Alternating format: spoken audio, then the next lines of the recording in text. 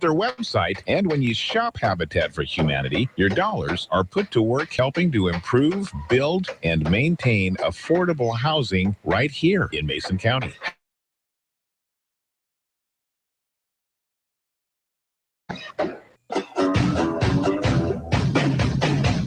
Hi, this is Commissioner Randy Netherland, and you're listening to Daybreak with Jeff and Dale on News Radio 1030 KMAS. 7:22 here at KMAS and KMAS.com. So I have a walk logger or something like that on my phone. Yeah. Keeps track of my steps, calories, that sort of thing. I like those. And I'm mildly impressed with my activity level. I've been, as you know, I've lost a few pounds and been walking more, and I've put a tracker on my phone so I can kind of give a little reflection of what I'm doing. So I was chuckling to myself. You mentioned you had a sore stomach this morning because of your Pringles deal, and then hold on, 7:22. So Steph's at work. Okay. I think I ate a whole can of Pringles yesterday in the evening, and this is evening time. And now we go to bed early. Yeah. So you had to woof those. And that was between dinner and bed? Yeah. Nice job. Thank you. What flavor? Just regular. Yeah. They seemed over salted, but boy, they were good. You didn't wash it down with a big tall Coca-Cola, did you? Boy, that would have been a great day. Big explosion in the old tummy there. So we all tend to oopsie every once in a while, and I told you that you were talking about that, and I said, well, I've been doing way too much ice cream. Yeah. And I've gained a couple of pounds since the 4th of July, and I went back and looked at my tracker, and so I've been at a very consistent activity level except for July 3rd and 4th. Uh-oh. There's like I didn't move. I think I just sat and ate for 2 days. That's what you do. And then it comes back and bites you about a week later, and you're going like, where'd this weight come from? Well, now oh my gosh. So you gotta walk away from the ice cream and keep walking, and just keep walking. That's the key ingredient right there. Well, to follow along with that, Dale, you could also maybe help benefit your dogs. Yes. Because there's a new study out from England that says 1 out of 4 dogs overweight. Yeah. These are the dogs that are mostly in the world's largest dog shows, but you can just kind of parlay the information down to your own. Yeah, you can figure that your dog, if you are having weight issues. Researchers found basset hounds and labs are most likely to be overweight. The big poodles, the standard poodles, and then Dobermans were the least likely to be overweight. The leanest, Dobes. They're really good athletes, good dogs. I've been trying to cut back on the dogs' food because there is a lot of dropping now. Kaiser drops a lot of little here and there. So I try to supplement that by cutting back on their main meals.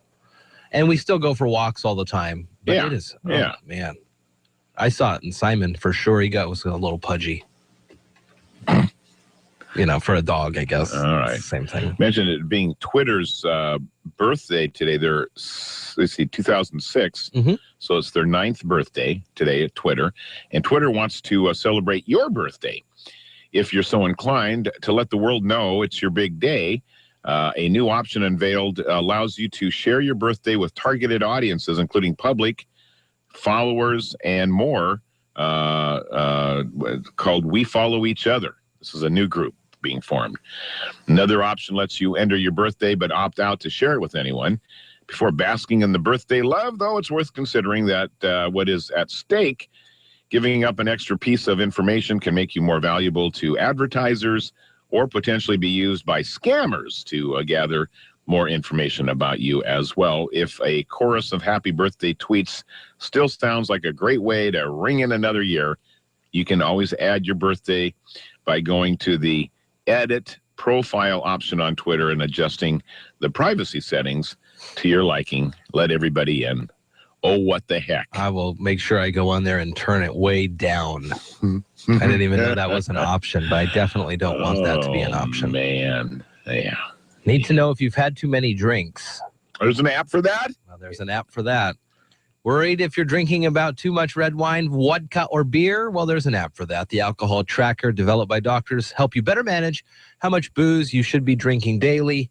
or even weekly. The Alcohol Tracker smartphone app lets users record how many drinks they've consumed on any given day. When you've exceeded the clinically recommended daily or weekly limits, warning sounds go off. Doctors who develop the tracker say limits are based on clinical research.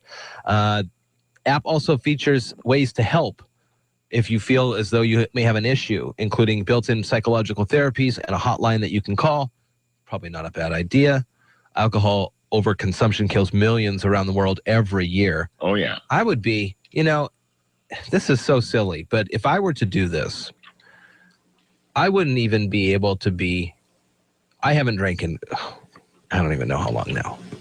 Maybe 7-8 years. At the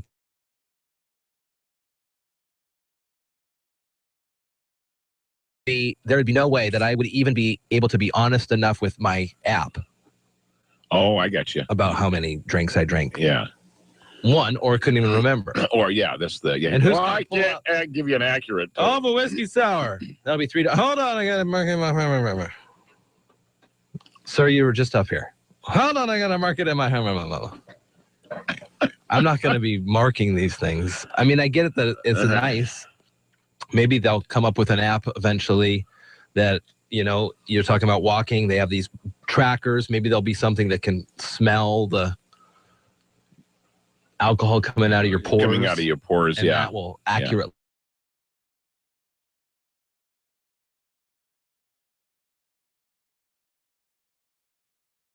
The fun shit is just a mess. And I've been in bars that could use a little rehab. And they for whatever reason, the owner has lost control of the bar, and his coworkers, his employees rather, have taken.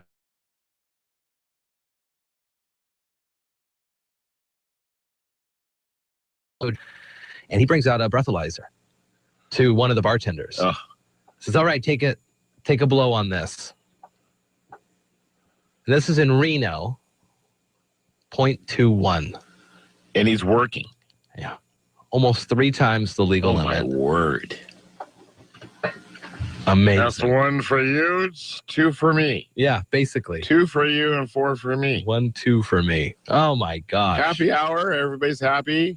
Well, let's wrap up another one of these boozy talks. Go ahead and have another drink unless you've got blue eyes. What? Then you may want to switch to soda, according to a new study that claims people with lighter colored eyes have a greater chance of becoming alcoholics. Really? Reported by Science Daily, some researchers of the University of Vermont found Americans of European descent who had eyes were blue, green, gray, or brown in the center had a greater degree of alcohol dependency than people with brown eyes. Well, I said brown twice there. Blue-eyed people had the highest incidence of alcoholism of all eye colors. Well, then how do donuts come in to make brown eyes blue?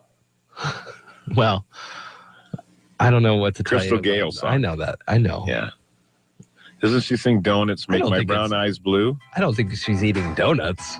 What kind of donuts turn your eye color? Yeah, maybe I misunderstood the lyrics there. It's possible. Yeah, that is true. Brown eyes mean you're full of it, Jerry. Thank you. 7:30 news time on Daybreak with Jeff and Dale. How's your Wednesday going? Good. You're listening to Daybreak with Jeff and Dale on KMAS News Radio. Local news is brought to you by Fred Holmes Tree Service. FredHolmesTreeService.com, 427-4489. For KMAS NewsRadio.com, I'm Mary Lynn Foster. Mason County Budget Manager Frank Pinter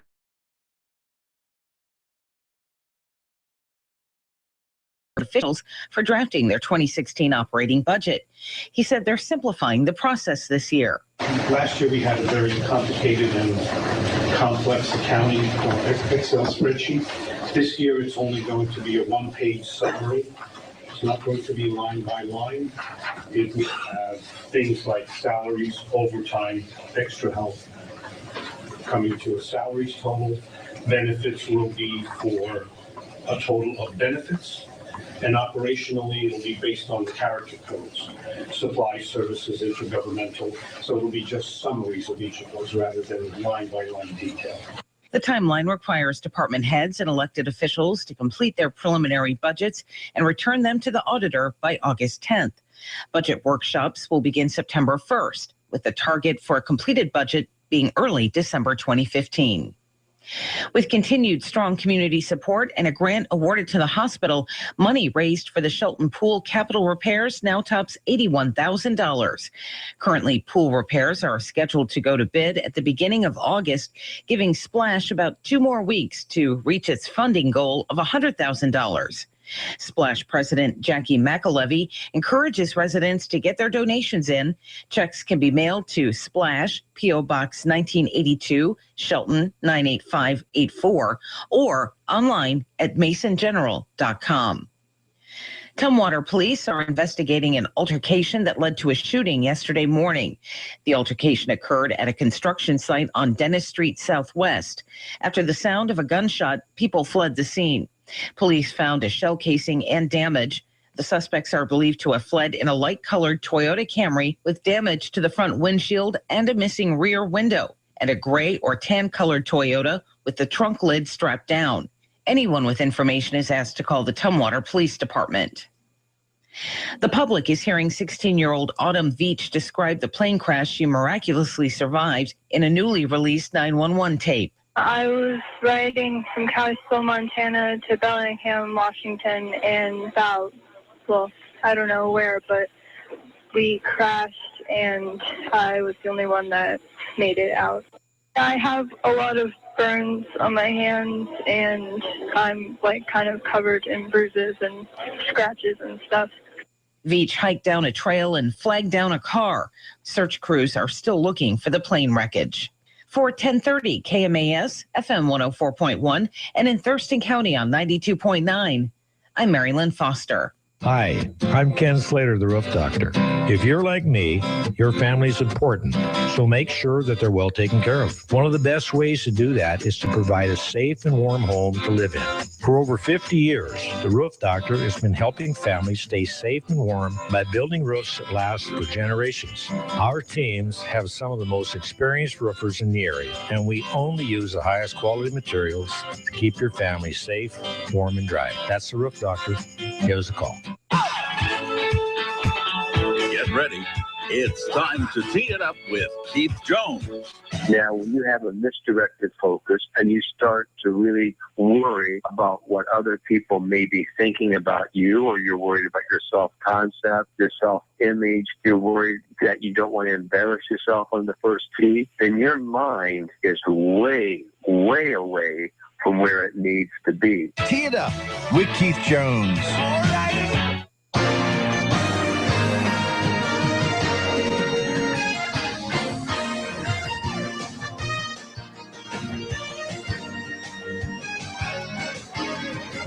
For News Radio 1030 KMAS Shelton, FM 104.1, 92.9 FM Thurston County, and streaming online audio, video. It's all there for you on KMAS.com. Come on, check it out. I was going to look up. Hi. Hi. All right. Numbers are racking up. The All-Star game is in the books, and the American League, once again, sure as the sun comes out tomorrow, beats the National League. Well, 3 times in a row. It was 6-3 the final. And so what about the Seattle representatives for the All-Stars? Well, Lloyd McClendon had a good game. Mm-hmm. He just got to sit on the bench and kind of clap, pat a few guys on the butt and say, good job. And that's it, basically. Also, a bit of a reunion for, in a sense, for him. That's his old haunt and grounds, that part of the country. And he's been in the game long enough that he knows virtually everybody in both leagues. He's been around, and he had a really good time. So good on him after dealing with a loss of his sister here last week and all those things. So Lloyd had a good night last night. Felix had an extraordinarily good night. He did what Felix does so often, comes out and mows them down, gets 1 strikeout, throws 8 pitches, shuts down the National League in the 3rd inning. His work was done for the night, to a nice round of applause from the fans there at the Cincinnati Stadium. And then the batter in the cleanup position, the designated hitter, the starter for the American League, was our own Nelson Cruz. Well, he kind of stubbed his toes a little bit. He went down swinging to end the 1st inning. to his credit, there was nobody on base, and Trout had already hit the first, second, third, fourth pitch of the game over the fence. It was 2-1 count, I think, and boom. So it was 1-0 already, American League, and then the next two guys went out, and then it was Cruz's turn, and then he struck out too. So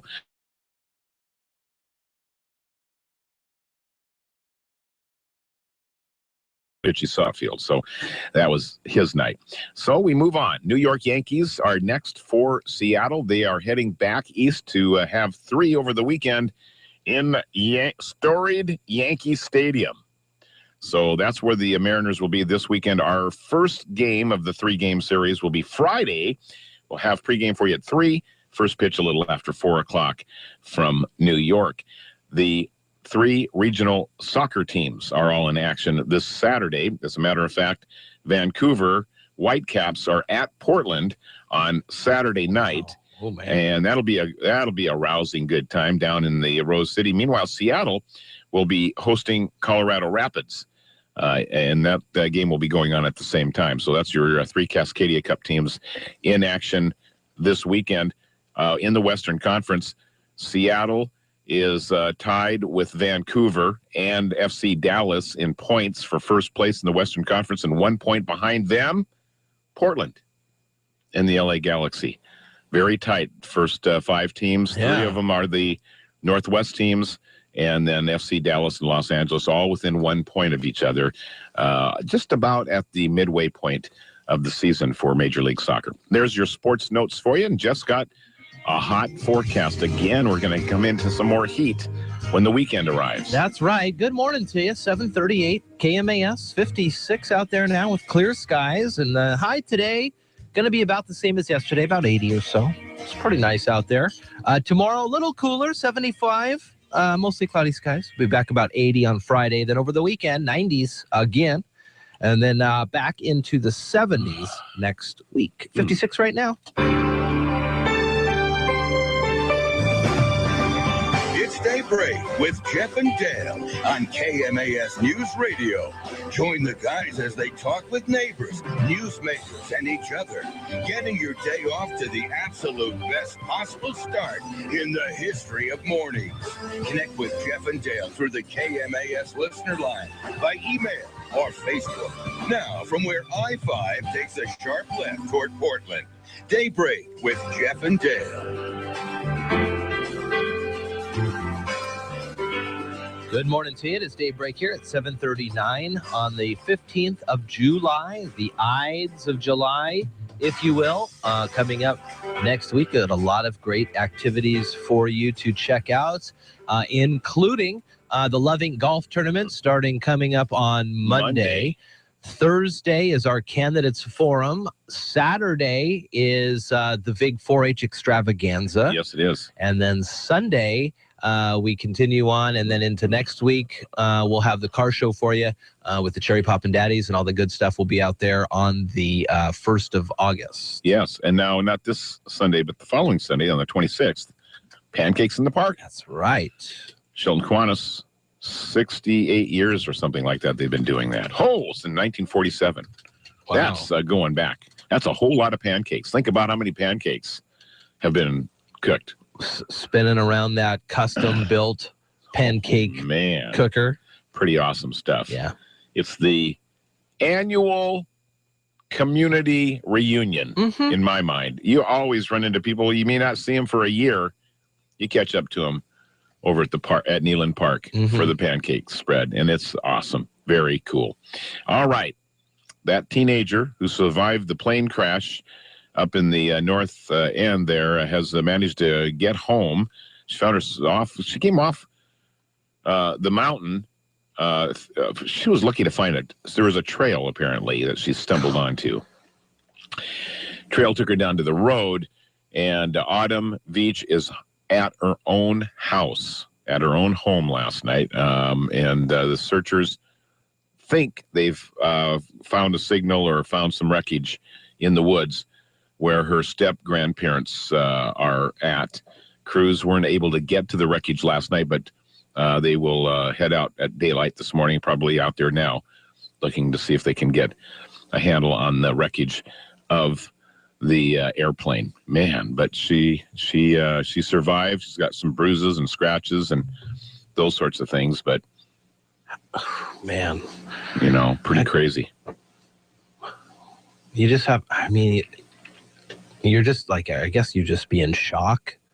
And then she sounded like she's in shock. That 911 call was like, what is going on? Yeah, and then they had TV crews. Know how to get out of there. So she followed a trail or a creek? Well, my understanding was it was a trail. She stumbled across a trail. I would be so nervous that I'd turn the wrong way. Well, I don't know. At least with the creek, you follow downstream. But if you're on a mountainside, you just take the trail down. You go down. Yeah, and just whatever slopes down. If you started climbing, you go, well, this can't be the right direction. Then you'd go down. That's what my instinct would tell me. Yeah. But goodness gracious, what an experience. And she does sound like she's still in shock, and I'm sure she is. It's going to take a long time to separate herself from the events that have just occurred here in the last 3-4 days. So and then there's the folks, if you think your commute stinks, these guys, man, I can't believe this Highway 101 to Olympia. I get so backed up. Takes me 20 minutes to get. Tell me about it. Tell me about backed up. Consider the plight of drivers yesterday on I-5 near Bellingham. A truck that was hauling portable toilets crashed. And no, the tanks were not empty. The crash blocked 2 lanes of traffic for about an hour. God. While crews cleared the wreckage.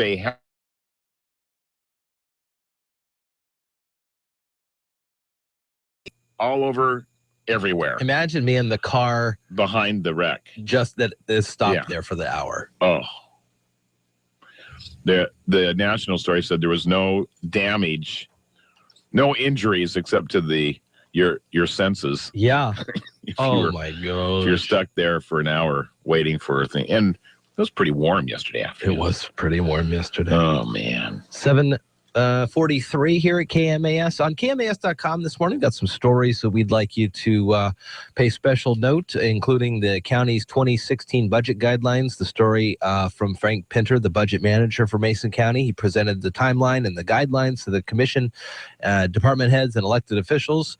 So that is on the board there. We've also got some people are commenting on Chief Moody talking about this alcohol impact area, and the June food establishment inspections are out. Oh, so those are they all posted online too? They are online, so you can always see some fun reading there. So we encourage you to head to KMAS.com today. You can also like us on Facebook, and we thank you if you have done so. We've got lots of new likes over the last week or so, so that's pretty cool stuff, and we do thank you for that. 7:44 now. What else is going on? Well, there was city council meeting in Seattle, and they discussed a proposal for a new tax on gun sellers in the city limits of Seattle. Okay. Money collected would be used for gun violence prevention and research, and how to reduce the impact of gun violence on the city. City officials estimate the new tax would collect more than, or somewhere between $300,000 to $500,000 a year. We where was it? I read it. I read it on Gizmodo last weekend, but it was also in the New Yorker and the Times of Seattle. Some big stories about the Cascadia subduction zone. Almost. Carol and I were talking about it, and we were getting a little concerned. They're thinking like 1 in 3 chance something's going to happen in the next 15 minutes. 15 minutes. No, glacially speaking. Sure. There is the option that there's the idea that these big earthquakes are on the way. Of course. Yeah. I mean, they could happen at any time. They could happen but they really are happening soon in the grand scheme of things. So we need to be prepared. A couple, 3 days, 3 ways. In our area, more like 7 to 14 days to be properly supplied. Yes. Scary stuff. The Cascadia earthquake subduction zone. Of which we are smack dab in the middle. We really are. We really are. You're listening to Daybreak with Jeff and Dale on KMAS News Radio.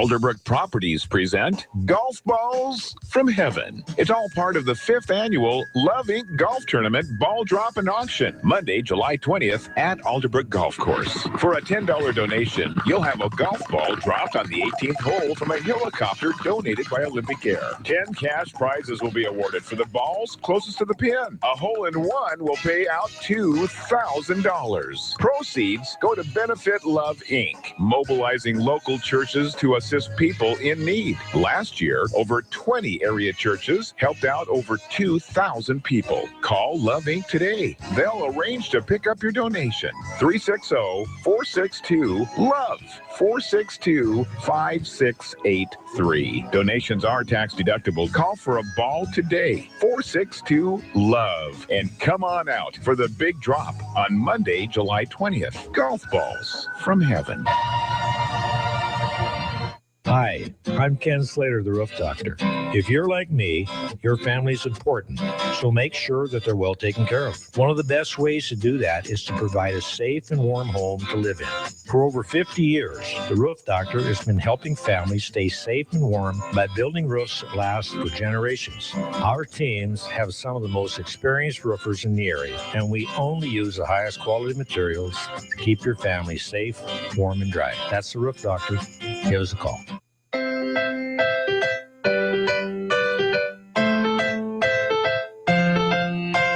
Hi, this is Tom Hartman, host of the Tom Hartman program on News Radio 1030 KMAS. And you're listening to Daybreak with Jeff and Dale. All right, thanks, Tom. He's on, hour 12 minutes from now? It's 7:48. Lost in all the activities that we've been announcing. We've forgotten Lake Fair opens today through Sunday. You know I'm going. You're going to Lake Fair. You're going to the Demo Burger I can't booth. get a Demo Burger today. Why not? I have a can of Pringles in my stomach. So what? And I felt... So I got to the end, and I looked, and there was a couple of Pringles left, and I said, well, I'm not going to leave it. No evidence. And then I looked at the nutrition facts. It's actually not that bad. Oh. I mean, it's awful. Nobody should eat a can of Pringles by themselves in just a couple hour time limit in the evening. Sure were good, though, weren't they? Gosh, they were good. And they were such a good deal. I got a great deal. Well, it makes them even taste better. I don't even know what I was saying. All I know is my stomach hurts. Yeah. Oh, Demo Burgers. So where are you going to go? Well, we're just going to... Kaiser and I will just head down. Today you're going to Lake Fair? Yeah, we'll just head down and walk around. Well, I like to go... Carnival opens today. I love these displays, I feel, of Americana. And that's what these fairs are. Oh, absolutely. I love it. And so I'll probably go down today. I'll probably go down on Friday and Sunday, to check out what's going on. And good luck to Mike Wittenberg, his daughter, who is at the Royalty Court. Yeah, it'll be a lot of fun for the Wittenberg family. Choosing a queen, Lake Fair queen here soon. And yeah, that's pretty awesome. Have you ever had the German sausage from the Olympia Zunta Club? No, but I know what you're talking about. Yeah. So 90-year-old Joyce Gilly has been manning the booth since 1977. I bet. She started it. And so her tradition is to, keep checking on the Coca-Cola invoice order and make sure that's right. And she says, I'm just trying to stay vertical. Waiting for her Coca-Cola shipment to arrive for the booth. Huh. I had a snapshot of her on the front page of the Olympian this morning. So kids of all ages will enjoy Lake Fair this week. Starts today. It's a 5-day run all the way through Sunday. And if you've never been, it is an experience you need to have.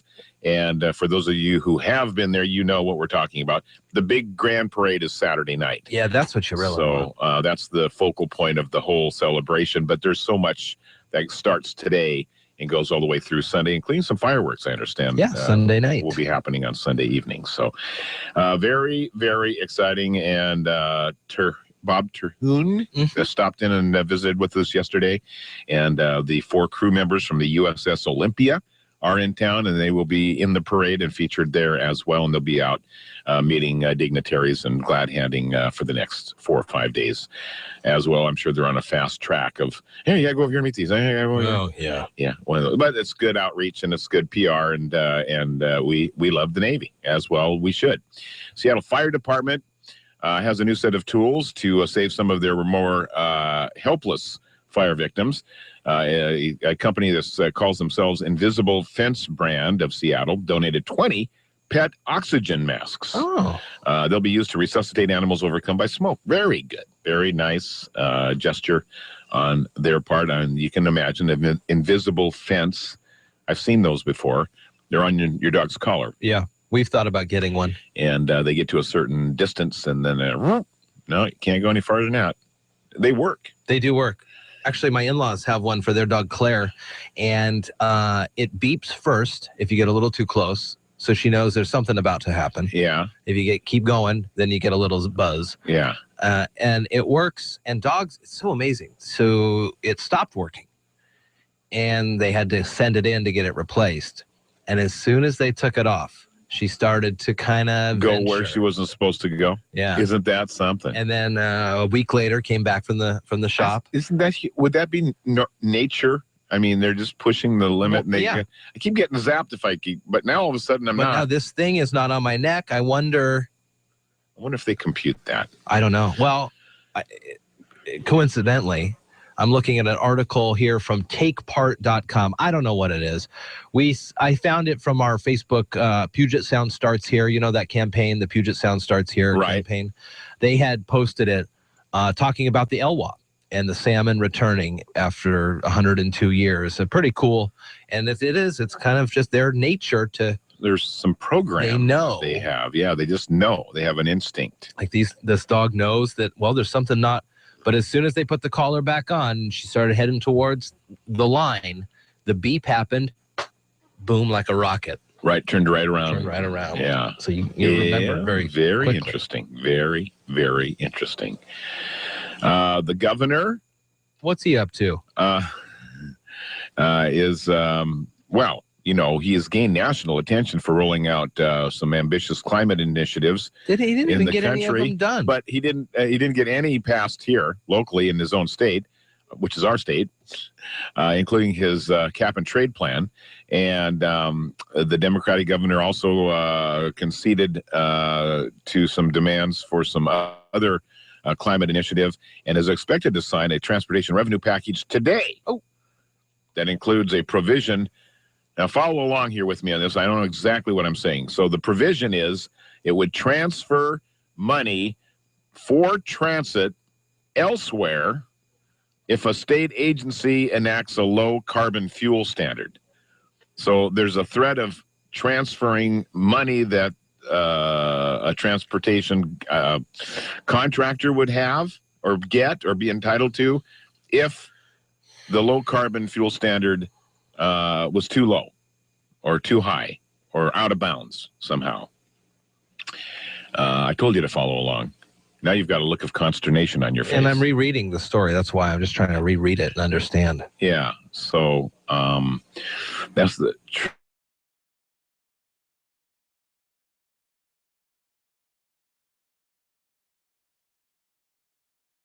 Not in legislator speak. Yeah. My goodness English. Gracious. All right. 7:55 here at KMAS. Some of the things that have been going on in and around the Northwest. Another reminder for you sleepyheads just joining us this morning. We will have coming up a week from tomorrow night. It'll be our candidates forum, primary candidates forum. And even though there are only 2 candidates for a lot of the races, this is the exciting time, in my mind, for the election process, as they're all new. A lot of candidates that you don't know and you haven't seen before. And then in some cases where there's 3 or more candidates, this is a very important, very, very important race. So ballots will be out next week. Yes. And by golly, you have your ballot in your hot little hand. Tuesday. And you're looking at the list of candidates. You go, I got questions about this race. Come on out to our forum at the Public Works facility. Thursday night, we begin our broadcast at 6. Doors will be open about 5:30. Here's some questions I have. Okay. Creationism. How do you feel about teaching? Is there a place for creationism? This would be a question. These are school board questions. For school board questions. I've only. You're gonna ask the mayor that one? Or? I'm not gonna ask the mayor that one. School board question. Okay. Creationism. Yeah. Sex ed. Had another one. Yeah. When How should sex ed be taught in schools? So these questions, I mean, if you're a young parent or a parent of a youngster, right? These are the kind of questions that you need to know to get as your kid starts going through the system. Oh, yeah. And these folks, as I mentioned in our promo, these decisions made potentially for years down the road. Oh, absolutely. And it's a whole new world for your kids than it was for my kids as it was for my parents' kids. Yeah, totally different. So it's always a challenge. Every generation has a new set of challenges to deal with. And this is the time for you to make your feelings known, to understand what's going on at the school board level for your children. How important is the school board? What policies do they dictate? Do they trickle down to behavior in a hallway or out in the parking lot, or what's going on? I mean, how does the school board, do they choose the books that your kids read? Do they choose the teachers? You know, what's the role? Sure. And what's the difference? So a lot of education can be done here during a primary election, and that's what we hope to bring to you next Thursday night. If you can't make it out to the Public Works facility, boy, we'll have it for you live on the radio beginning at 6 o'clock next Thursday night on News Radio KMAS, just about 8 o'clock, and time for news.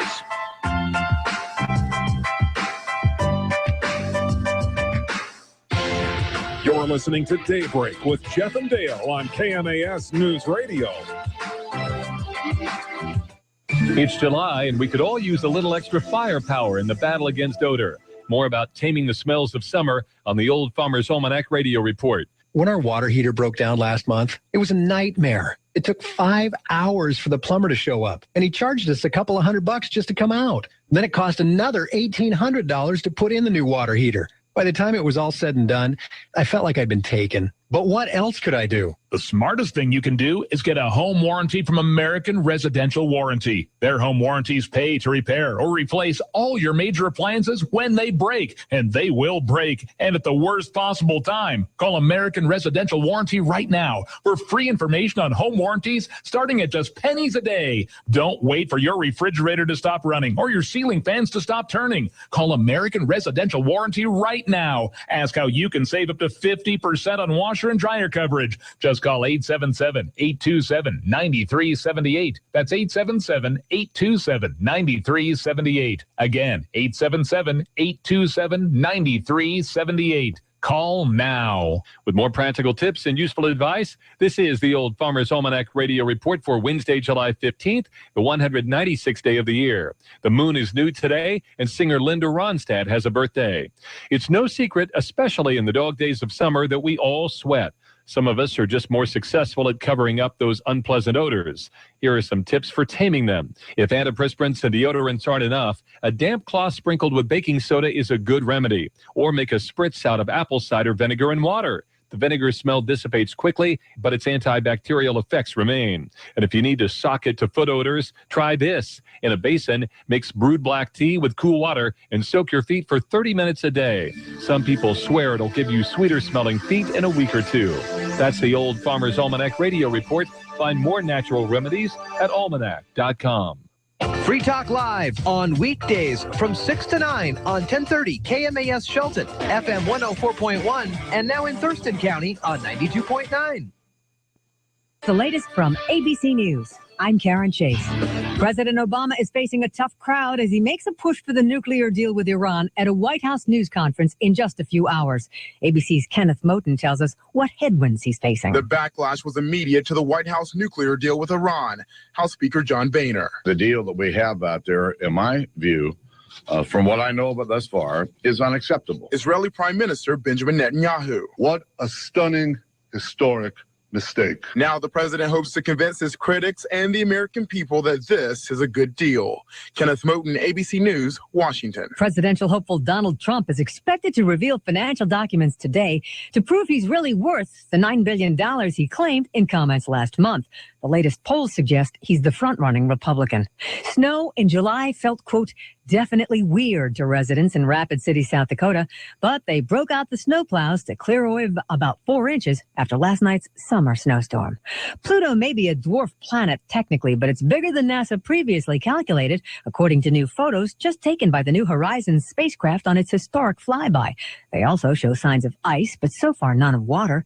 NASA Administrator Charles Bolden says the probe will continue to send back more information in the coming days and weeks. We'll continue to learn about Pluto, its composition, the atmosphere and moons, and for a long, long time to come, as we analyze New Horizons data, we will learn more and more each day. And he says it's just the latest leg of the journey into deeper space and trips closer to home. Today's mission was just one more step on the journey of getting humans to Mars, because it gives us one more piece of the puzzle about our solar system. Amazon and Walmart are battling it out today, and the winner could be you. Amazon is promising Christmas and July Black Friday style deals on Prime Day to celebrate its 20th anniversary. Walmart is countering with rollbacks. This is ABC News.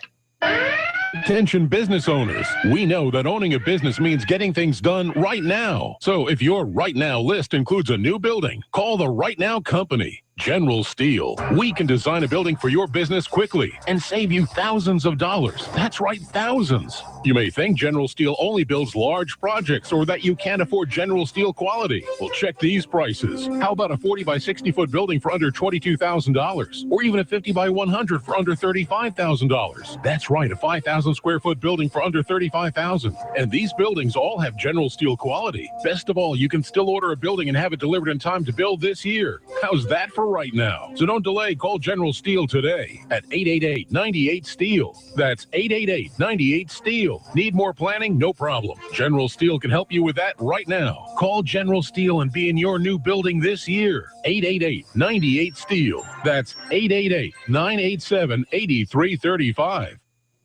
They don't like it, but politicians in Greece will try to pass the European bailout provision in Parliament today. ABC's Tom Rivers has details from the foreign desk. A tough sell is putting it mildly, as the government attempts to push the deal through. While Prime Minister Tsipras calls the package irrational, some in his coalition are outright rejecting it. It's the result of blackmail, no question. Ruthless blackmail. Nonetheless, it's completely the opposite of what we promised the Greek people that we would do. The deal includes even more painful tax hikes and pension cuts. In a new report, the IMF says the creditors are playing it too tough. Tom Rivers, ABC News at the Foreign Desk. Eggs are getting more expensive. Wholesale prices for chicken eggs spiked 84% in June, a driving force in the 0.4% rise in overall wholesale prices, despite the fact that eggs are a small share of the broader index. Gas prices rose 4.3%, but are still down 30% from last year. Karen Chase, ABC News. Local news is brought to you by Shelton Health and Rehabilitation Center. Find them online at sheltonhealthandrehab.com. For KMAS Newsradio.com, I'm Mary Lynn Foster. Mason County Budget Manager Frank Pinter presented the budget timeline and budget guidelines to the county's department heads and elected officials for drafting their 2016 operating budget. He said they're simplifying the process this year. Last year we had a very complicated and complex accounting Excel spreadsheet. This year it's only going to be a one-page summary. It's not going to be line by line. It will have things like salaries, overtime, extra help coming to a salaries total. Benefits will be for a total of benefits. And operationally, it'll be based on the character codes. Supply, services, intergovernmental. So it'll be just summaries of each of those rather than line by line detail. The timeline requires department heads and elected officials to complete their preliminary budgets and return them to the auditor by August 10th. Budget workshops will begin September 1st, with the target for a completed budget being early December 2015. With continued strong community support and a grant awarded to the hospital, money raised for the Shelton Pool capital repairs now tops $81,000. Currently, pool repairs are scheduled to go to bid at the beginning of August, giving Splash about 2 more weeks to reach its funding goal of $100,000. Splash President Jackie McAlevey encourages residents to get their donations in. Checks can be mailed to Splash, P.O. Box 1982, Shelton 98584, or online at masongeneral.com. Tumwater police are investigating an altercation that led to a shooting yesterday morning. The altercation occurred at a construction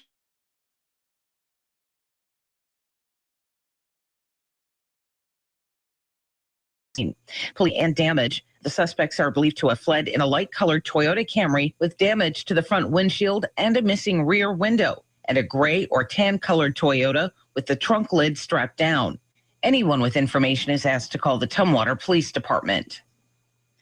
The public is hearing 16-year-old Autumn Veach describe the plane crash she miraculously survived in a newly released 911 tape. I was riding from Kalispell, Montana to Bellingham, Washington, and about, well, I don't know where, but we crashed and I was the only one that made it out.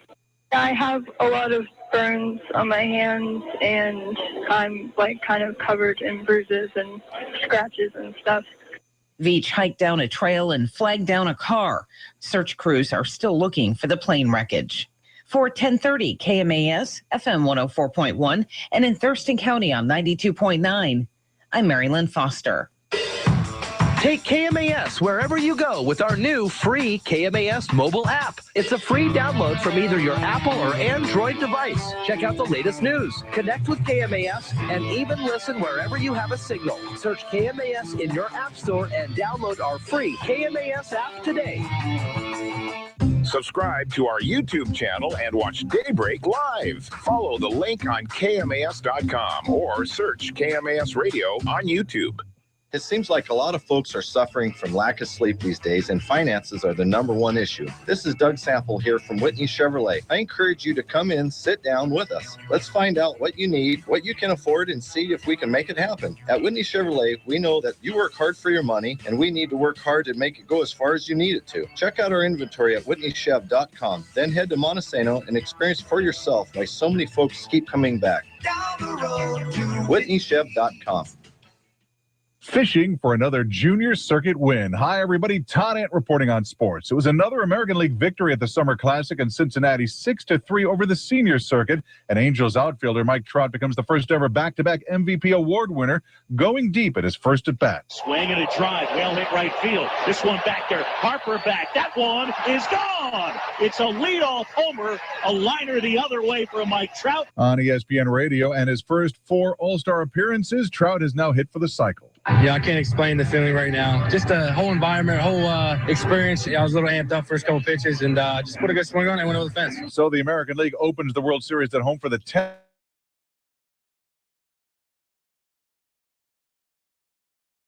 game for Pete with Jen and Joe Morgan. Bench wants his old teammate to do the right thing. As finest competitor I've ever known in my life, he's been my business partner. If the rules are going to be there, okay, fine. Admit to what you're doing, first of all. Admit to it. Commissioner Rob Manfred with his thoughts about meeting with Rose in the future. What the room will look like that day, I'll largely leave up to him. And the reason for that, to Pete, and the reason for that is I want him to feel comfortable in the process, and I want him to be able to give me whatever information he wants to give me in the way that he's most comfortable transmitting it. NFL news, there's collusion in the air. The Players Association claims the Cowboys and Broncos have spoken about the contracts of receivers Dez Bryant and Demaryius Thomas. ESPN's Dan Graziano with the latest information. The NFLPA says it has credible information that the two teams discussed the contract situations, which would be the textbook definition of collusion. Each of these players is trying to get a long-term deal done with his team in advance of Wednesday's deadline for franchise players to do so. Bryant tweeted Monday that he won't report to camp unless he gets a contract done by today. NBA news, Darren Williams cleared waivers, and now he joins his hometown team, the Dallas Mavericks. Todd Ant, ABC Sports.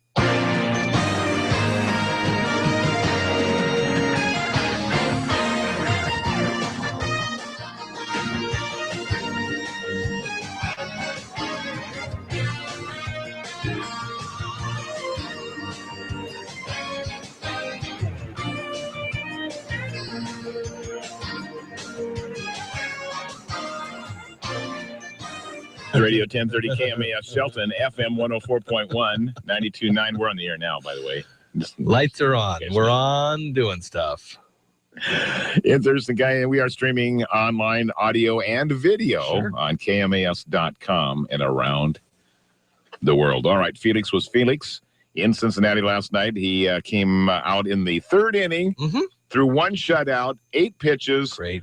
Side retired. Boom. All right, you're done, Felix. Good job. Great. Nelson Cruz, DH, batting fourth in the lineup. Not such a good night. He struck out swinging his first time up to end the first inning.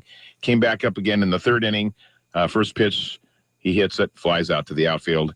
End of the night for Nelson Cruz. And so that's how our 2 All-Stars did in the game. But the American League beats the National League 6-3. And that is that. Now the All-Star game is in the books, and the players, the coaches, the managers, everybody. 2 days to contemplate the second half of the season. A lot of contemplating going on in Seattle. The regular season resumes on Friday, full schedule of games, including the Seattle Mariners traveling to New York City to take on those damn Yankees. All right, and is that it? Are you ahead more? No, it's the Grand Slam of golf, the cradle of golf, the St. Andrews, not the old course, but the course there at St. Andrews in Scotland. And it's the 3rd Grand Slam tournament of the year, and it starts tomorrow. And we've got reports for everybody, brought to you by our own little St. Andrews here in the Olympic Peninsula, and that is Alderbrook Golf Course. Get on up there. They've got a great summer special. It's their 50th. This is the 150th British Open. This is the 50th anniversary of Alderbrook. Some kind of something going on there. Isn't that convenient? Yeah. All right. So there you go. That's sports. Now you can move on. All right, South Sound forecast, and a good morning to you. 58 now, clear skies. Yesterday was about 80. Expect that the same today. 75 tomorrow with some clouds. Friday, 80 again. Then over the weekend, we'll be back in the 90s. Monday brings us back down to about 80. And as I mentioned, it's 58 out there right now. Good morning. It's Daybreak with Jeff and Dale on KMAS News Radio. Join the guys as they talk with neighbors, newsmakers, and each other, getting your day off to the absolute best possible start in the history of mornings. Connect with Jeff and Dale through the KMAS listener line, by email or Facebook. Now from Shelton's Media Row, Daybreak with Jeff and Dale. All right, good morning to you. It is Daybreak, 8:13, Dale. 8:13 in the morning, and most every other Wednesday about this time. We welcome Toby Kevin into the studio, and we attack the topic of poverty. And we have a special guest with Toby this morning. We want to welcome Pam Prevette to the studios. Good morning, Pam. Good morning. And good morning to you, Toby. Good morning, Dale. Good morning, Jeff. Good morning, Shelton. There you go. Hey, and those people that are out there in Matlock. Thurston County. Thurston County, too. But Pam, well, I confess, she sent me a sort of a resume, and I went to print it this morning, and my printer decided not to cooperate. It happens. I thought I'd had a storied career. This woman puts me to shame. Wow. Give us a little bit of background and how you got to be a private eye in forensic something or other. Wow. Well, I was raised in Yakima. My folks had a bookkeeping firm, so all of us kids had to take our turn at that. And I realized that bookkeeping and accounting was kind of fun because it was orderly, but I was awful at numbers. So I was excited when software came out. So I got my business degree at UW. I then went and traveled most of the U.S. as an acquisition director for business schools. I then came back, finished my master's, and since then, accounting has just taken me into wonderful places and interesting people. I became a private eye in 2001, I believe. And I am just finishing up 15 years as a professional guardian in the state of Washington for incapacitated adults. Wow. And I think that's probably where your career and you intersect with our typical topic of interest, which is poverty. So we're interested to see how the people you work with. The root of it. Yeah. So as a guardian, I had the privilege of seeing how it ends in people's lives and what differences can be made now so it looks not so grim. Many of the folks that I was appointed to, they were broke. They had no family, whether they were in a facility or not, that would visit, that would offer support. They were just like abandoned. And I think that's what struck wrong with me is they've lived a full life. What happened? And especially in the older ones, they were depressed and lonely. And so I don't think it was any medical issue that brought them down. I think it was a combination of many of life's choices and also happenstance. Do you find yourself encountering people from what we might call the homeless community or street people in your function as a guardian? I do. And unfortunately, some of those go on to put themselves into a situation where they are actually giving a slight service to someone, especially someone isolated in their own home. And in the meantime, once they get in there, there goes the money, there goes the gems, there goes anything of value. And then that person leaves and there's no trace because it was not through an agency, it was through a casual acquaintance. And the other role I have that may fit here is I've been with the jail ministry in Thurston County for about 10 years. And the interesting thing I've seen through the years with that is that I'm now seeing, I work with women, I'm now seeing the women actually start turning themselves in early to get their time served so that they can go back and resume regular lives, as opposed to initially those same women years ago would want to stay in jail because they got hot meals, they got to see their kids, they could get a program or two under their belt. So this is kind of an interesting switch. And for those that go back out on the street, unless they have it in them to want to make a change, how they want to live, a skill they want to get, I'll be seeing them again the next time I go in, for the most part, to the jail. Yeah. This is a cycle. Typical, and then my experience is with local people in one subset of the social services area, but our population definitely sorts into two groups. There are folks who you might say are career street or career homeless people, and for a variety of reasons, really are not interested in doing whatever it takes to break that cycle. And then there are always some who are looking for that opportunity to take the first step. And we've had a couple of them here on this show and listened to what they have to say about what motivated them. Right. Not everybody looks for an exit to that style, but it has to be an eye-opening experience. As you say, in your position, you see the end of time there too as well. And yes. And so the accumulated effect of that behavior sometimes is probably pretty shocking. It is. Yeah. We would be appointed to people that had no background, had no history, had no anything, and you're there with the person of how did they get here? And they won't report well because they probably can't or don't want to. So you really can't even know if it was a bad set of circumstances that got them where they are or what. And those are the harder ones because there's no history with them. Now, you just used the word appointed.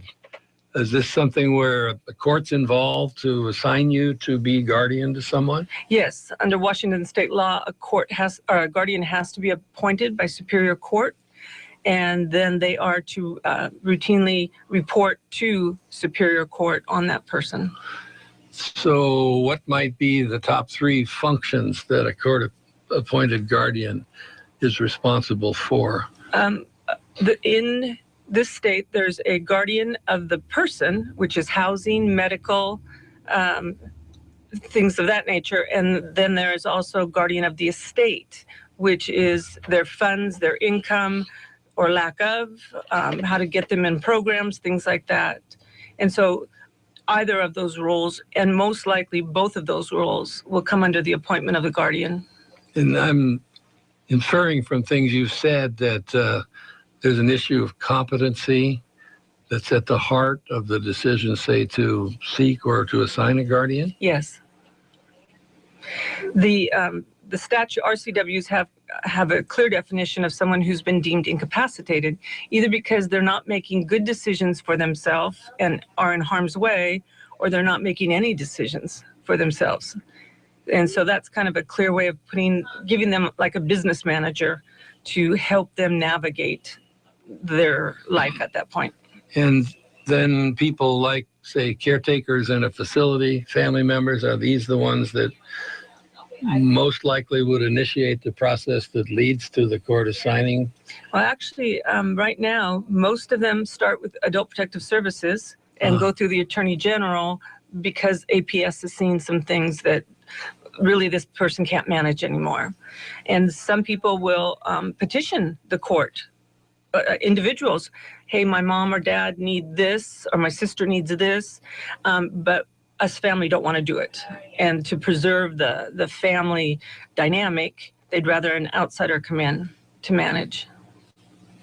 Interesting. It is very, it's, well, a brand new page to me, and I had no concept that there was that sort of function in our state, and state sponsored, huh? State appointed. Well, but it is a state function to see to it that this happens. Yes. Yeah. Wow. Very interesting information. Toby, always we enjoy your conversations. It really opens eyes on different aspects of all the issues that we talked about for the last 2 years or so. We can find the interview on our website after the show, and we thank you so much for coming in. Oh, you're welcome. And you know how much I value the opportunity to use this time every other week to help people better understand the nature and extent of poverty in our two counties. Yeah, and this was a new chapter here that we never even considered or thought of, I don't think, until you walked in this morning, Pam. Pam, thanks so much. Very, You're so welcome. Yeah, very insightful. We appreciate it very much. Pam Prevette and, of course, Toby Kevin. Your humble servant. Absolutely, sir. Well, safe travels to you today as you head to Tacoma. And we'll catch up with you again down the road as well, Pam. Thank you very much for being part of the show. It is 8:23. And we'll take a quick pause, get set up for some news coming your way at the bottom of the hour and some other interesting parts of a Wednesday to put together for you. Stay right there.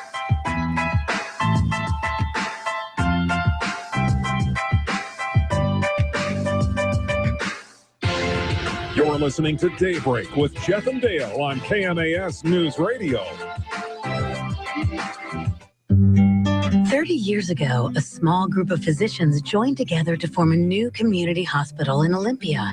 Their goal? Expand healthcare options in our region. Today, while Capital Medical Center has retained its signature hometown feel, it has become a full-service hospital and 24-hour Level 4 trauma facility, serving tens of thousands of patients.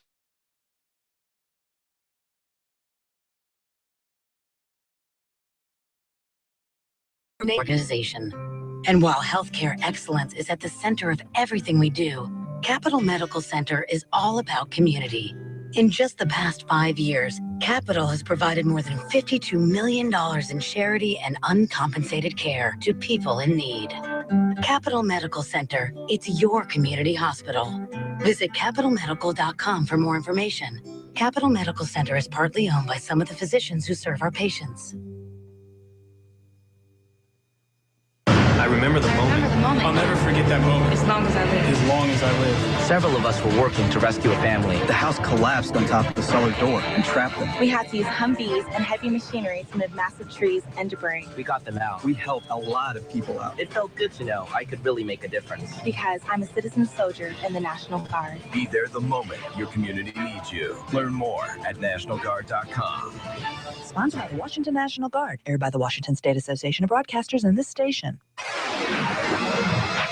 Hi, it's Dale Hubbard, General Manager of KMAS News Radio, and we are seeking a motivated, success-driven, high-integrity salesperson to sell our radio, digital, and social marketing platforms. The strongest candidates will possess excellent direct selling skills, be creative and client-oriented, with a solid understanding of prospecting and new business development. Media sales experience is a big plus. The ability to work in a team environment, a valid driver's license,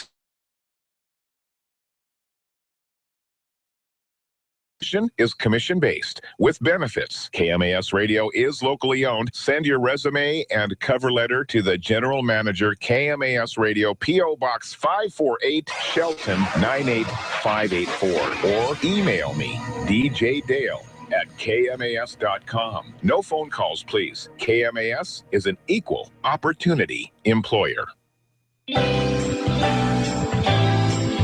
Hi, this is Rita Buell, and you're listening to Daybreak with Jeff and Dale on News Radio 1030 KMAS. This is a great station. I listen every morning.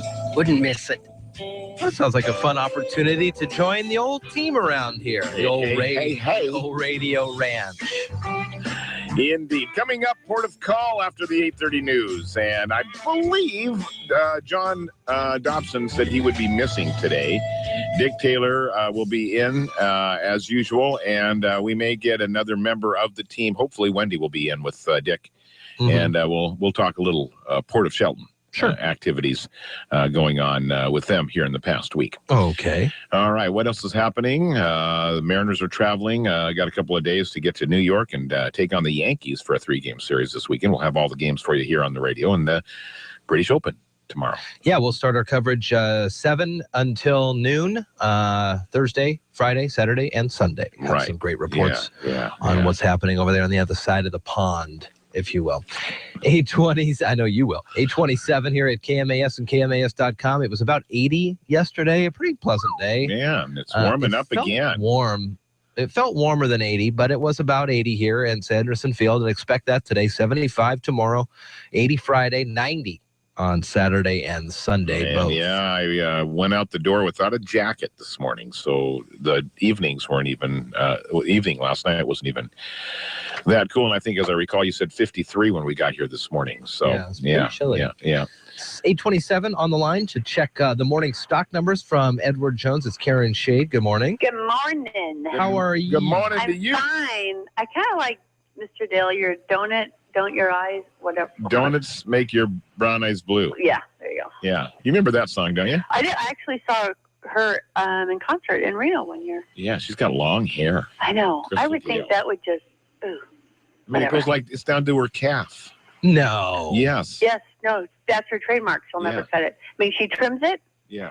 But she will, that's her trademark, is having that much I don't hair. know how you handle that or what you do, and you got to watch out where you sit or Like, where what you if go she's or what you in a do. hurry and is running, and then the hair gets caught in a door that's closed? Well, I don't think I think she only wears it down when she's performing, because that way she can swing her hair around when she sings that song. She can use that thing for a blanket. I know. Well, that's gross. It is. Wrap it around almost like a turban, too. Yes, normally I think she does wear it up, but on performances, that's, trademark. Everyone has a trademark. Everybody's got a trademark. That's right. So Karen Shade from the Edward Jones on Olympic Highway South. That's right. I'll be at that bike tomorrow, too. You will be. Yeah, that's right. At the high school, right? Yeah, yes, at the Mini Dome from 11 to 6. Come by and see me. Yeah, for sure. Yes. What's up with, so Greece is voting maybe on this bailout, maybe not. What are they saying, and how's it affecting the market? Well, U.S. stocks are a little changed as investors assess earnings report and react to comments from the Federal Reserve. U.S. companies fetched higher prices for goods and services in June, as sign inflation pressures are slowly building as the economy perks up. In earnings news, Bank of America and PNC Financial Services both reported earnings ahead of expectations, largely driven by cost reductions. U.S. bond prices are trending slightly lower following the news out of the Federal Reserve that the central bank is on track for an interest rate increase in 2015. So far this morning in the S&P 500, the best performing sector is financials and the worst performing sector is telecom. The Dow Jones Industrial Average is up 31 points at 18,085. The Standard & Poor's 500 Index is up 3 points at 2,000.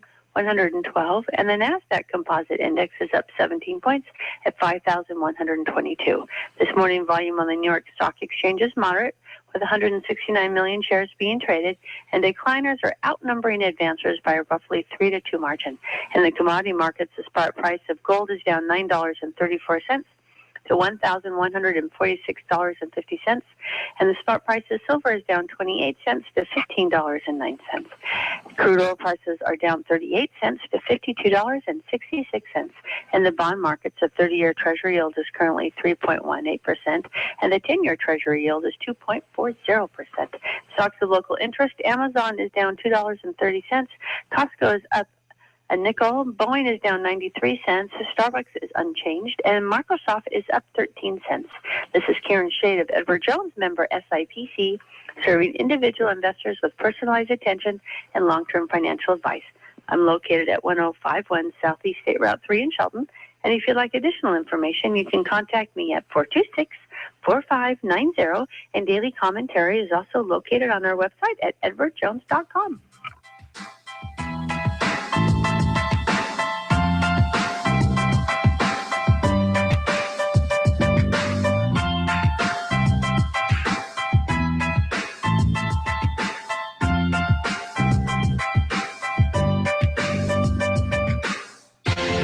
You're listening to Daybreak with Jeff and Dale on KMAS News Radio. Local news is brought to you by Fred Holmes Tree Service. FredHolmesTreeService.com, 427-4489. For KMAS Newsradio.com, I'm Mary Lynn Foster.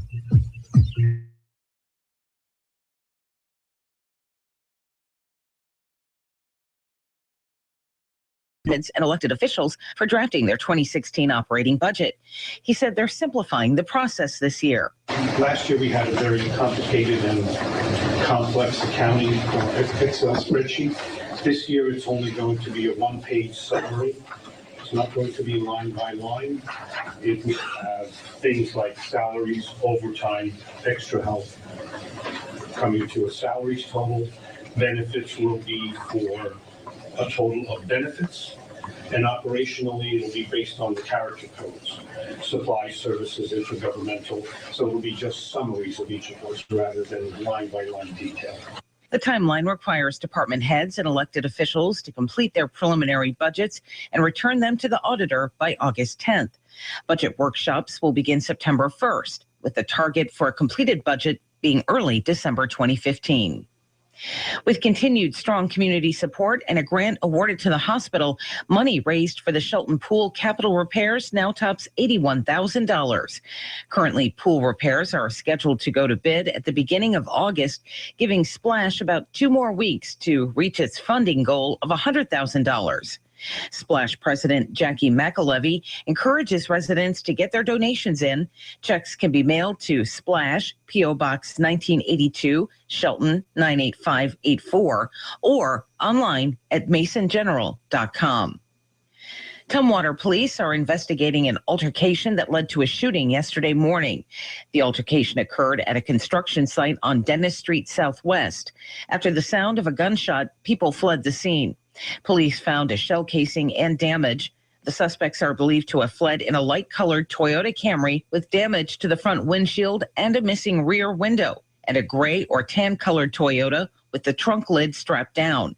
Anyone with information is asked to call the Tumwater Police Department. The public is hearing 16-year-old Autumn Veach describe the plane crash she miraculously survived in a newly released 911 tape. I was riding from Kalispell, Montana to Bellingham, Washington, and about, well, I don't know where, but we crashed and I was the only one that made it out. I have a lot of burns on my hands and I'm like kind of covered in bruises and scratches and stuff. Veach hiked down a trail and flagged down a car.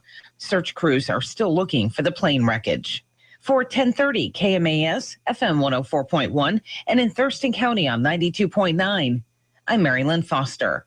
We have some extreme temperatures in our part of the country. I want to tell you about a local company, Arch Mechanical, ARCH, Arch. It's an acronym for Affordable Refrigeration, Cooling, and Heating. But that's not what's important. What's important is how Tom, the problem solver, is able to help solve your heating, cooling, and refrigeration equipment or system problems. Check out archmechanical.com and find out more. archmechanical.com.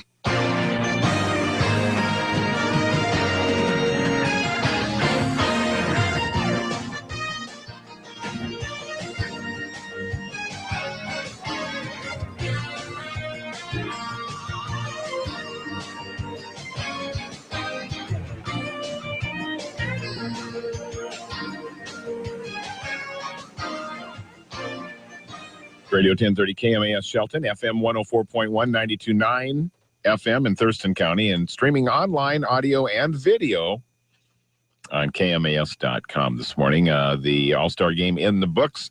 American League wins again, 3 years in a row, I believe. And Felix did what Felix does, had a great inning. He came in the third and struck out one guy, only had to pitch 8 pitches to get out of the inning. Nobody scored. No threats, no nothing. Let me ask you this question. Saw a guy, he was on second. It was a pretty mediocre hit, but the guy was in scoring position. Right. I feel as though it was a Angels player that came around to score, and he was trucking, man. Yeah. Woo-wee! He was trucking. Do you think because these All-Star games mean something, they get home court advantage, and the Angels may be in the World Series. Right. That's why the guy hustled a little more. And would you have seen the same hustle from a Mariner in the same situation? Well, the answer is you'd like to think that you would see the same hustle from anybody on the squad for that. Part of the decision process was that third base coach, whoever it was, flagging him on, waving him on. And in those kinds of plays, if you're waved on, you know you better put it in high gear because it's going to be a close call. Okay. So I don't think his conscious thought wasn't about, well, gee, if we make the World Series, we get home. I don't care. Okay. It's just their natural competitive spirit. I just saw that it felt like he was really, it would have been a close play. Yeah. And it was, and it would have been no matter who. But yeah, I think they all do that, and they all kick it into high gear for all the same reasons. They just like to win. That's why they play sports. Laying down, but well, you're there to play. You're there to win. I mean, if you're going to play the game, you're going to win the game. Okay, that's how they got to be pros. They're in New York. They being the Mariners this weekend, 3-game series against the Yankees, and that begins on Friday afternoon. We'll have our pregame for you at 3. First pitch at 4:10. Right here, your home for Mariner baseball in the South Sound. News Radio KMAS. South Sound forecast going to be about 80 again today. That's what it was yesterday at Sanderson Field. 58 out there right now. Tomorrow we'll see a little cloudy, 75 or so, 80 on Friday. Then we're going to be at 90 both Saturday and Sunday. Monday we'll be back at about 80 with partly cloudy skies. It's Daybreak with Jeff and Dale on KMAS News Radio. Join the guys as they talk with neighbors, newsmakers, and each other, getting your day off to the absolute best possible start in the history of mornings. Connect with Jeff and Dale through the KMAS listener line, by email, or Facebook. Now, from somewhere in the wilderness of the Olympic Peninsula, Daybreak with Jeff and Dale.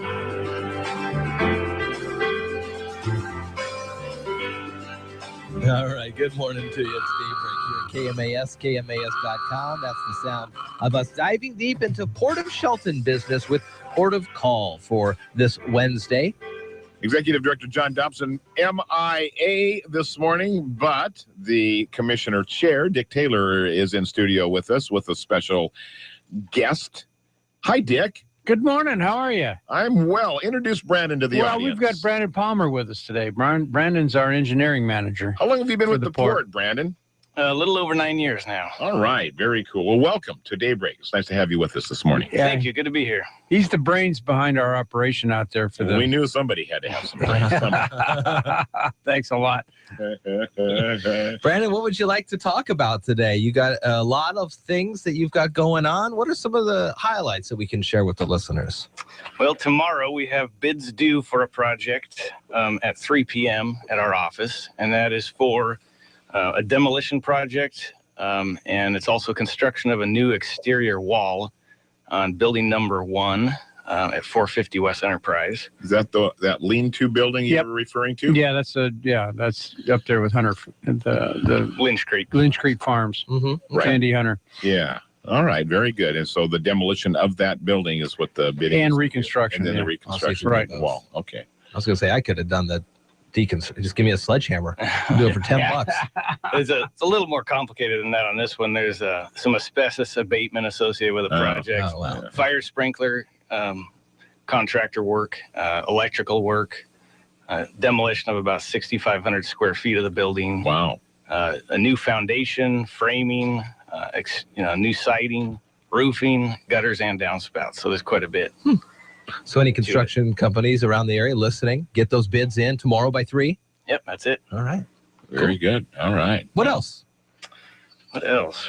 Well, we're working on a property acquisition just east of US 101, which is kind of in the flight path of the primary runway, runway 23. And so it's 8.2 acres roughly of, I guess it's mostly wetland property owned by Mr. Sam Sy. And he would actually like an easement from Shelton Springs Road to his 40-acre parcel. And so we're working on that. Can I ask a question about is there some FAA rule about development underneath where the planes take off and land at the end of the runway there, which is the property we're talking about, or part of it anyway? Is there some kind of a rule? Yeah, there are regulations that have to be followed on it. As a matter of fact, what was it? 2 years ago, we had to cut some trees down there. It had reached that were in that basic area. We had to drop some trees that had grown up into the flight pattern, or had the potential for doing that. Right. And dropped them into that wetlands. Well, I noticed some zones, like even off of the end of SeaTac Airport. I used to live in the Burey and Tukwila area, and there's some areas there that are uninhabited, and there's no homes, there's no roads, there's no commerce, there's no nothing there.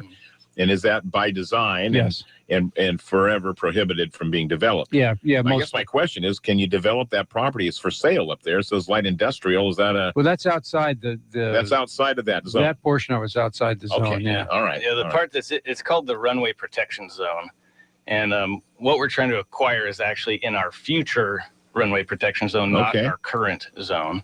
And so that would just be the 8.2 acres in the wetland area. The rest of his property to the south is outside of that zone, and it is developable.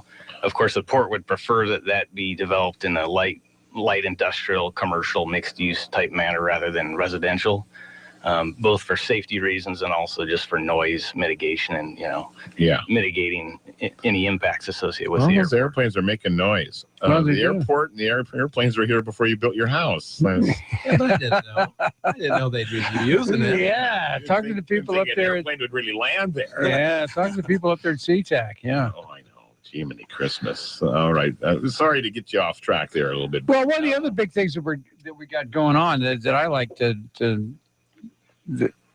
tout a bit is the waterfront restoration down there, the reconstruction of the waterfront. And Brandon's been deeply involved in that. He set up the plan, did the visioning on what we need to do to refurbish that area. And if you could throw in a little... You could speak to that a little bit. Is that so the parking lot area that's been revamped there? No, I'm talking about the waterfront restoration plan from basically it's marina around to Eagle Point. It's the entire Shelton Harbor area. And so we're talking about a massive restoration project from Goldsboro Creek and even a little bit south of Goldsboro Creek all the way across the waterfront, clear to the pier at the marina. Oh, wow. Okay. Wow, that is a big area. And it would involve removing hundreds and hundreds of creosote timber piles, The placement of a whole bunch of clean fill, like hundreds of thousands of cubic yards of clean fill to create a more natural type salt marsh habitat. What that would do is encapsulate some known contaminants left over from decades of timber industry, like dioxins. That material is being capped naturally as it is, but when you have contamination on that scale, there's essentially two options. You can either dredge it, which then kicks it into the water column and creates major impacts on sea life, or you can encapsulate it. In this case, I think that's the approach that makes the most sense. Multiple agencies are on board with this, including the Department of Ecology. And so it's a huge partnership between the South Puget Sound Salmon Enhancement Group, the Squaxin Island Tribe, Simpson Lumber Company and Simpson Timber Company, the Port of Shelton, Mason Conservation District, Department of Ecology, and others. So it's a big project, and altogether it could be on the order of $9 million worth of work.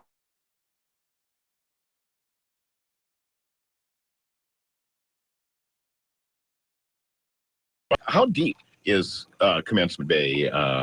Just typically speaking, are staying going. That's not Commencement Oakland Bay. Bay. Oakland Bay. What's Oakland Bay. Oakland Bay. There we go. I'm over in Tacoma all of a sudden. Straight out from the mill site out that way. I don't recall the exact depth, but in the marina area where we're at, we get, for one thing, we get extreme tide changes here because it's a really long, dead end, basically narrow piece of Puget Sound. So we get over 20-foot tide changes. And so, I don't know, in the marina area, it's somewhere on the order of 30 feet deep in most places, but it gets quite a bit deeper when you go further out from that. Right. Yeah. We do have extreme tides, and we are the tail end. We are. Of Puget Sound. Right. Yeah.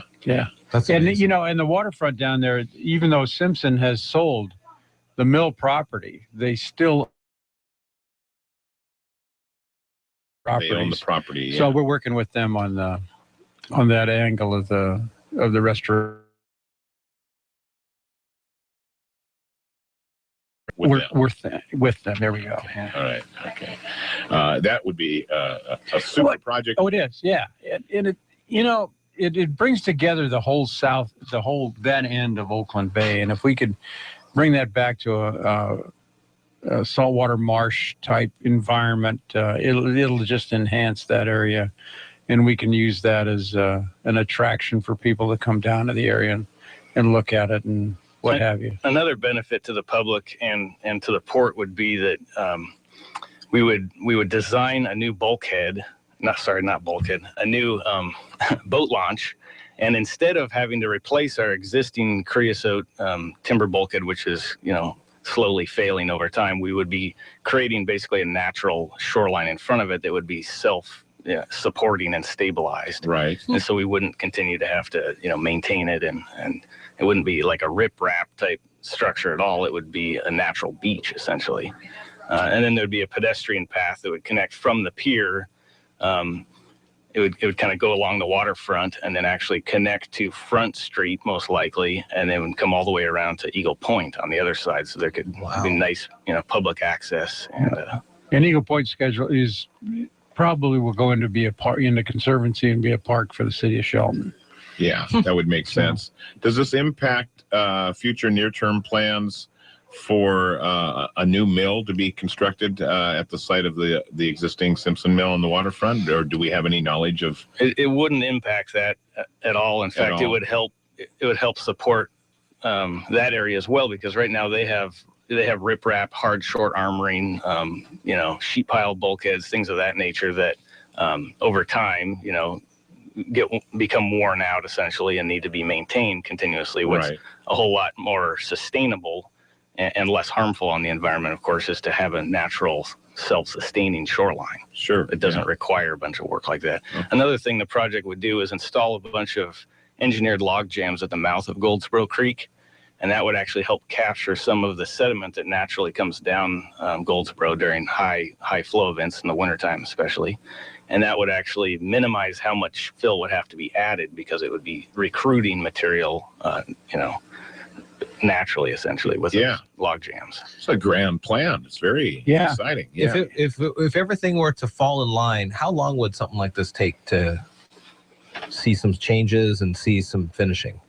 So right now we're going after a $1 million coastal wetlands grant, and the way projects of regional significance like this kind of work is once funding starts to show up, things tend to kind of snowball, and other funding agencies kind of jump on board typically. So a good example of a similar project is the Nisqually Delta restoration. Mm-hmm. And that was a major project, and so local WIRAs, which is water resource inventory areas, they will decide that a project is so significant that they will actually contribute their allotment to that project.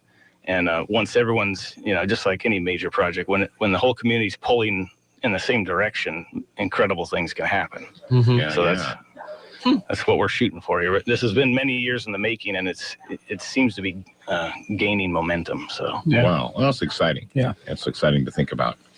We're out of time. Good. Wow, that flew by. You did a good job, Brandon. Brandon did, Brandon did well. First time on the air with us here. Yeah, exactly. And you're welcome to come back again. Well, thank you. That was fun. Bump these other two guys out of the way every once in a while. Give us an engineering update. That's awesome. Get some real knowledge in here. Yeah, I like it a lot. Dick, you're always a good steward of the whole process. So that is it for Port of Call this time around. But we'll catch up with you again next Wednesday along about this time. All right, Brandon, thanks again for being part of the action. Brandon Palmer, an engineer from the Port of Shelton. And we'll take a break and be right back on Daybreak.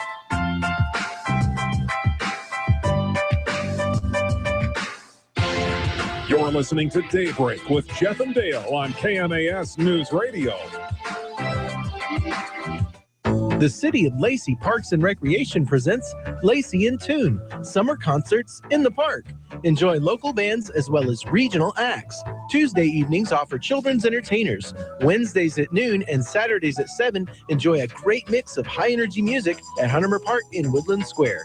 For more information on each week's musical lineup, visit the City of Lacey online. Lacey Parks and Recreation.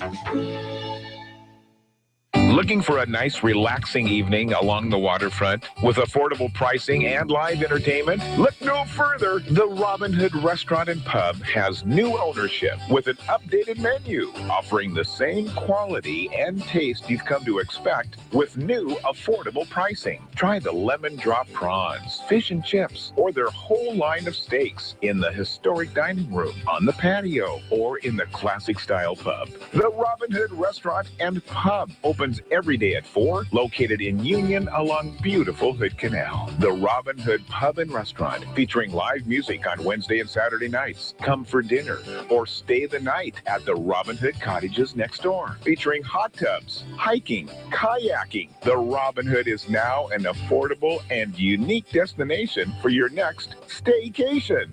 See the full menu, musical lineup, and other details at RobinHoodVillageResort.com. My name is Dale Pazinski. I'm 19 years old, and this is how I live united. I've always been kind of a computer geek, and I found a way to use those skills.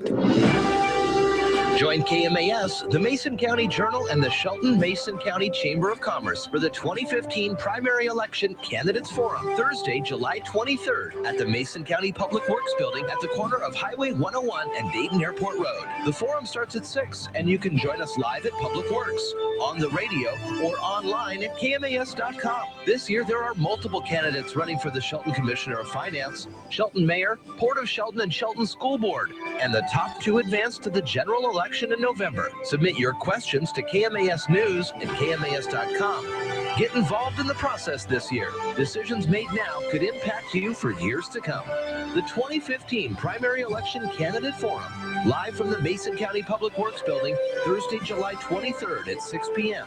Brought to you by Tom and Amy Davis, who remind you to remember our vets.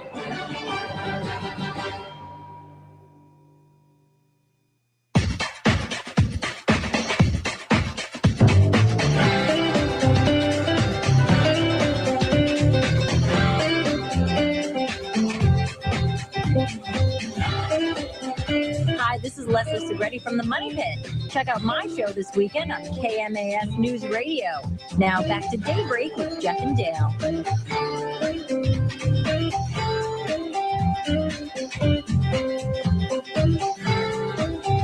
Well, we've got a chance to make up our mind right now. We sure do. Ladies and gentlemen, it is 8:54 here on your Wednesday. Tomorrow is Environmentally Sound in the 6 a.m. hour, right after the 6:30 news. And we have two choices this week. Yeah, we had a couple of great conversations. We had the tansy ragwort topic that we covered earlier this week. And it is that time of year for that. Oh, man. And then also there is a special Enviro camp going on for kids at the Pacific Northwest Salmon Center on Fridays that we were privy to. And, of course, that interview is available to us as well. So we'll do one tomorrow and another one on Friday. Mm-hmm. Uh-oh. We played those. And Here comes trouble. We'll get it all squared away. We got 1 minute. You better sneak in. Can you get in here? 1 minute. You got 1 minute. Ladies and gentlemen, Bill Kendrick, Love Inc., so now the master spokesperson. Big tournament on Monday. There's a big tournament on Monday. Ball drop, and we can still use some teams, and hope that people will come out. It's going to be a great day. Auction, golf ball drop, golf balls from heaven. That'll be fun. My goodness, yes, it's going to be a whole lot of fun out at Alderbrook on Monday. Can go to alderbrookgolf.com to get signed up for the tournament on Monday. What a great way to start the week. You don't get the Monday blues when you go golfing. No. And you can buy golf balls at the post office, front of the post office, at Denny's Auto, and music at the park. So there'll be plenty of chances between now and Monday to get those golf balls. Donate and get lots of golf balls. The more golf balls you get, the more chances you are to get a hole-in-one. $2,000 if you get a hole-in-one. That's pretty amazing. Thank you, Mr. Kendrick. We appreciate your visit. Uh-huh. All right. Very cool. 8:57. We did not see Dan today. Right. We told Drew to take a couple weeks off, so I don't anticipate him being anywhere near us tomorrow. But we do focus on Shelton tomorrow. Yeah, we do. So we'll be sure to update you in the morning with who we'll talk. Once we get updated. And we'll continue on through the day. Still no Mariners. Mariners come back on the air on Friday. So Tom Hartman up next, Dave Ramsey, the Chad Benson Show. After that, Free Talk Live. And Caravan to Alex Jones. Got to get Alex in there. Yeah. Then Caravan to midnight. And we do it all again tomorrow at 6. You know, you do it all over again tomorrow morning at 6. Another day. Have a safe day today, everyone, and we will catch up with you tomorrow morning. Thanks for listening. You're listening to Daybreak with Jeff